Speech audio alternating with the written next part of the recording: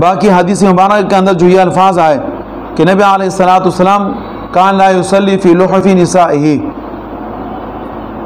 نبی علیہ الصلوۃ والسلام رات کے لباس میں نماز نہیں پڑھا کرتے تھے۔ اب اس کا یہ مطلب نہیں ہے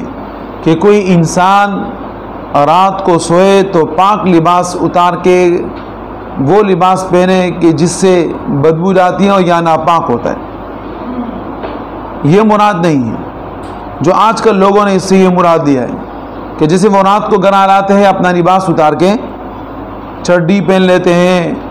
یا اسی طریقے سے ایسا شرٹ پہن لیتے ہیں، یا ایسا لباس پہن لیتے ہیں کہ ملک الموت کو بھی شک آتا ہے کہ دن والا آدمی یا رات والا کوئی اور آدمی ہے، وہ بھی پریشان ہو جاتا ہے۔ تو اپنی شکل صورت ایسی تبدیل کر لیتے ہیں کہ اگر ان کا باہر سے کوئی مہمان آتا ہے تو وہ یہ سمجھتے ہیں کہ شاید میں کسی غلط جگہ پر پہنچا ہوں۔ یہ وہی آدمی نہیں ہے کہ جس کی آج میرے سے ملاقات ہوئی۔ رات کے کپڑوں سے مراد گندے کپڑے نہیں ہیں، بلکہ رات کے کپڑوں سے مراد یہ ہوتا ہے کہ وہ پاک کپڑے ہوتے ہیں، لیکن اگر وہ گندے ہو جائیں تو اس کو الگ طور پر پاک صاف کیا جاتا ہے،